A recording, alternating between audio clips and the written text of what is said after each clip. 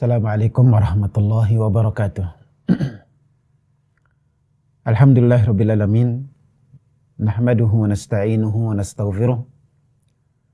Wa na'udzu billahi min syururi anfusina wa sayyiati a'malina.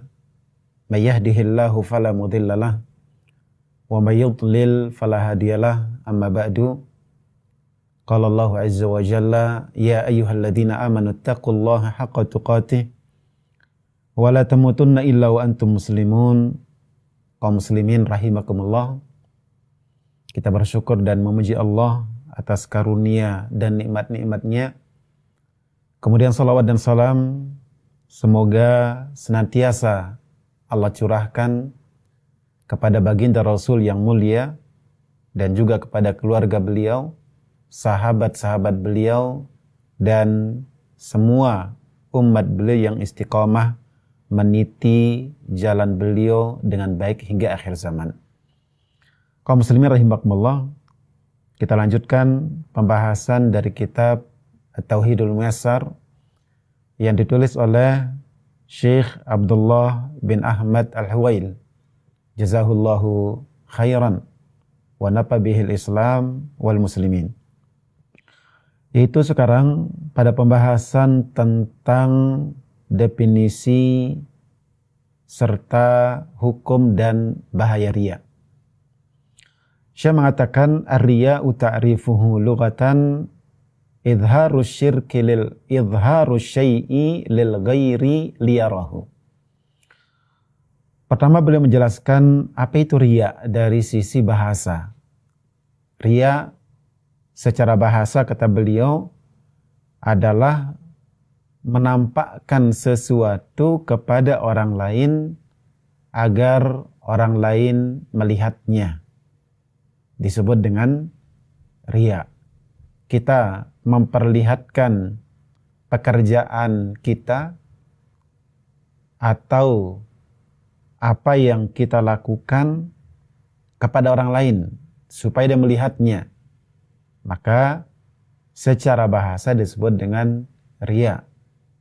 Baik itu pekerjaan duniawi maupun pekerjaan yang berkaitan dengan akhirat kita. Sedangkan secara istilah, secara syariat, riya adalah idharut ta'ah lil ghairi liyarahun nas wa liyahmaduhu. Riya dalam istilah syariat adalah menampakkan ketaatan, memperlihatkan ketaatan, memamerkan ketaatan kepada orang lain supaya mereka melihatnya dan supaya mereka memujinya. Sehingga riya dalam istilah syariat lebih dikhususkan dan lebih dipersempit kepada perkara-perkara ketaatan. Jadi memperlihatkan ketaatan, memperlihatkan ibadah kepada orang lain agar orang-orang melihatnya kemudian mereka memujinya. Maka itu disebut dengan riya. Memperlihatkan sholat, dia sholat dengan bagus, ya, supaya dilihat oleh orang kemudian mereka memujinya. Dia keluar pergi berperang, pergi berjuang, dia perlihatkan dirinya kepada orang lain supaya mereka memujinya. Ini disebut dengan riya. Kemudian selanjutnya Syekh menjelaskan hukum riya. Bahwa riya secara hukum terbagi menjadi dua. Pertama merupakan syirik kecil. Dan ini hukum asal riya. Hukum asal riya adalah syirik kecil. Dan ada kalanya riya tersebut adalah syirik besar. Syirik besar. Dan itulah riyanya orang-orang munafik. Kapan dia syirik kecil dan kapan dia syirik besar, maka dilihat kepada pembagian riya tersebut. Saya mengatakan hukum riya awalan yasir riya. Pertama, riya yang sedikit. Riya yang sedikit adalah ketika seseorang beribadah kepada Allah, melakukan ketaatan untuk Allah, dia sholat untuk Allah, dia sholat karena Allah, dia membaca Al-Quran karena Allah, dia bersedekah karena Allah, tapi dia perlihatkan kepada orang. Dia sengaja tampakkan kepada orang supaya mereka memujinya, supaya mereka menyanjungnya. Nah, yang seperti ini disebut dengan yasir riya, riya yang sedikit. Ya. Dan hukumnya kata Syekh syirkun asgar, syirik kecil. Dia syirik, tapi syiriknya kategori kecil. Ya. Kecil karena dibandingkan dengan syirik yang besar. Ya. Padahal seperti yang pernah kita katakan, syirik sekalipun dia kecil, tetaplah merupakan dosa yang besar, ya, bahkan lebih besar daripada dosa besar. Kemudian yang kedua adalah ketika seseorang riya di semua amalnya atau di sebagian besar amalnya.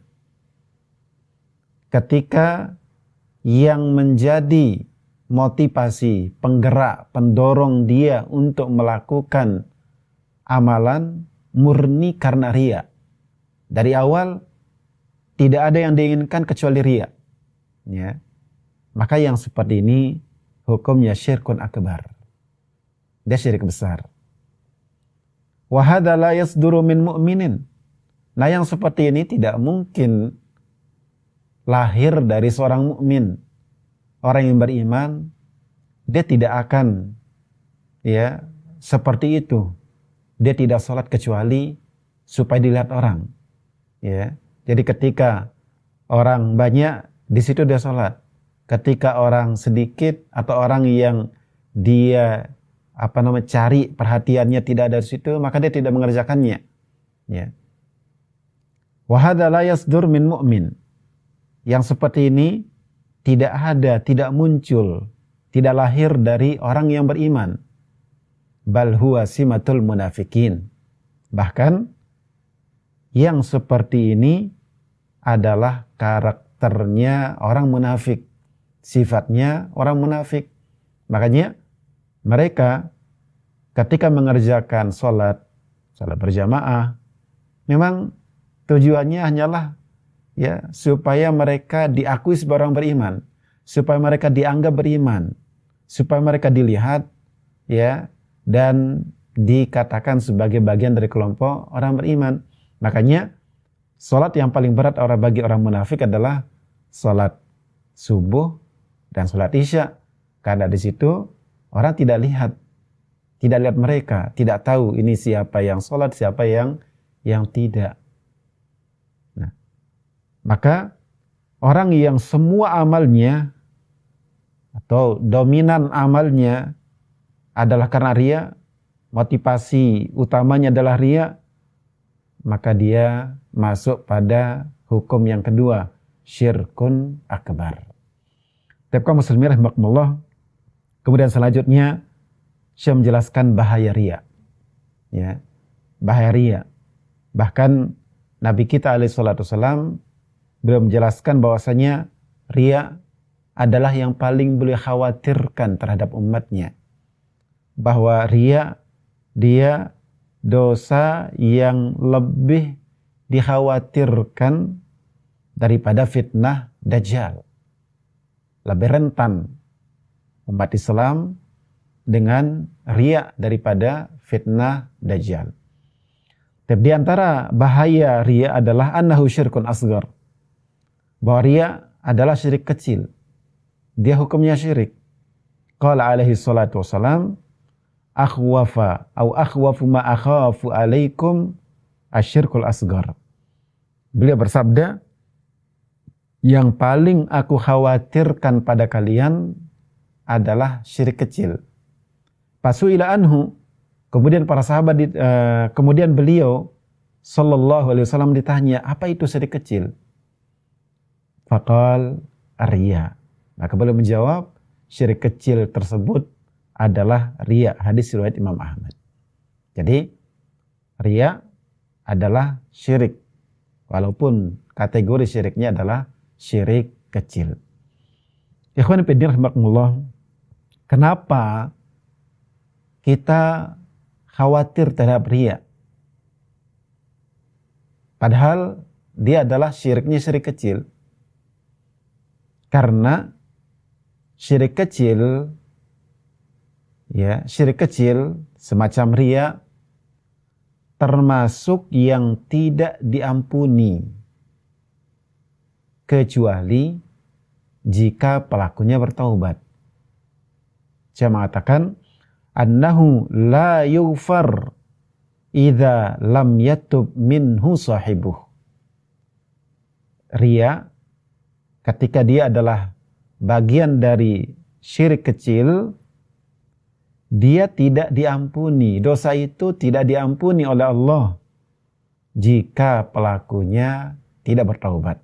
Artinya jika pelaku riya meninggal dunia dan pernah ada riya yang dia lakukan yang belum dia taubat, dia belum bertaubat dari riya tersebut, nanti di akhirat riya itu akan mendapatkan siksanya, ya, tidak diampuni.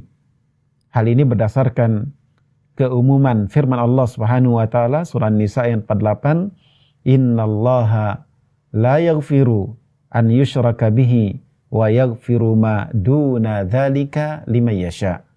Sesungguhnya Allah tidak mengampuni perbuatan syirik kepadanya dan akan mengampuni dosa lainnya bagi siapa yang dia kehendaki. Jadi dosa-dosa selain syirik,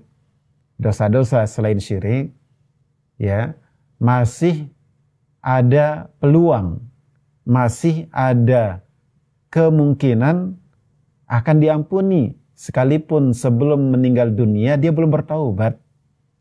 Ya, wa yaghfiru ma duna dzalika liman yasha, dan Allah akan mengampuni dosa selain itu, selain syirik, bagi siapa yang dikehendaki. Bisa jadi dia termasuk orang yang Allah kehendaki untuk diampuni dosanya, kalau dosa tersebut adalah dosa selain syirik yang dia belum bertaubat.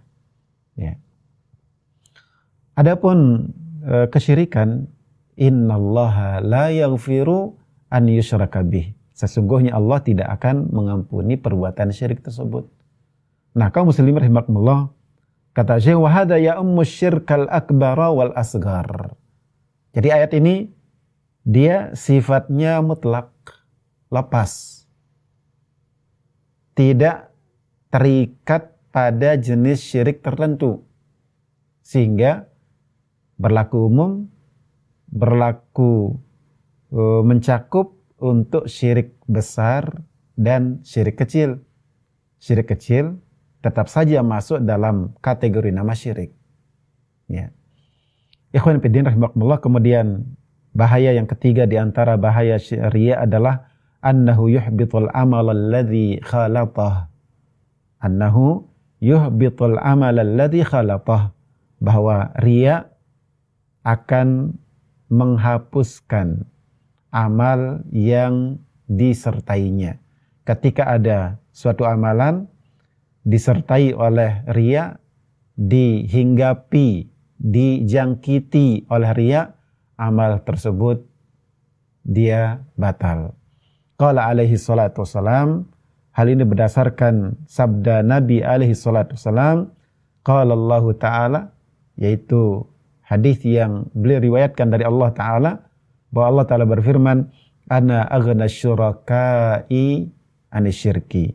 Aku adalah zat yang paling tidak membutuhkan sekutu, paling tidak membutuhkan diduakan, tidak butuh disekutukan, ya, tidak butuh disyarikatkan. Sehingga man amila amalan asyraka ma'i fihi ghairi taraktuhu wa syirkah.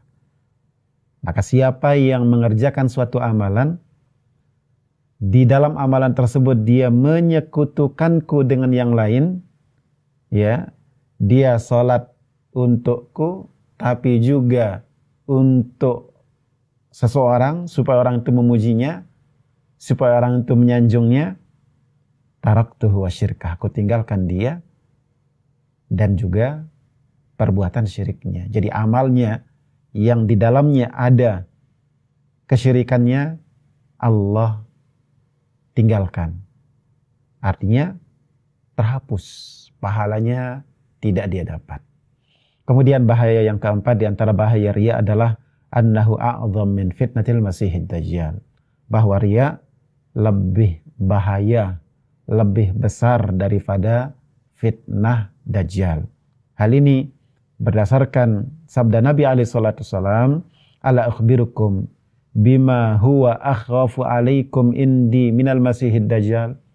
Maukah kalian kukabari sesuatu yang lebih aku khawatirkan pada kalian daripada kekhawatiranku terhadap fitnah dajjal. Aku mengkhawatirkan fitnah dajjal pada kalian, tapi ada sesuatu yang lain yang lebih aku khawatirkan daripada fitnah dajjal terhadap kalian. Qalu bala ya Rasulullah. Maka para sahabat mengatakan, tentu wahai Rasulullah, kami mau. Silakan infokan kepada kami. Qala asyirkul khafi. Maka beliau menjawab, yaitu syirik yang samar. Yaqumur rajulu fayusalli. Jadi seseorang mengerjakan salat, fayuzayyinu salatah, lalu dia baguskan salatnya, dia panjangkan berdirinya, dia lamakan rukuknya, dia keraskan bacaannya dengan bacaan yang bagus. Ya, fayuzayyinu salatah, dia baguskan salatnya, lima yara min nadharir rajul, karena dia tahu ada orang melihatnya. Dia ingin orang itu melihatnya, tahu dia sholat dan bagus dan seterusnya. Rawahu Ahmad. Hadis ini riwayat Imam Ahmad. Maka demikian bahwa riya adalah dosa yang berbahaya, memiliki bahaya besar, bahwa riya hukum asalnya adalah syirik kecil, tapi bisa menjadi syirik besar ketika seluruh amalnya adalah riya. Ketika yang menjadi pendorong satu-satunya dia melakukan amalan adalah pamer dan memperlihatkan amalnya kepada orang lain. Wallahu alam. Jazakumullahu khairan. Wassalamualaikum warahmatullahi wabarakatuh.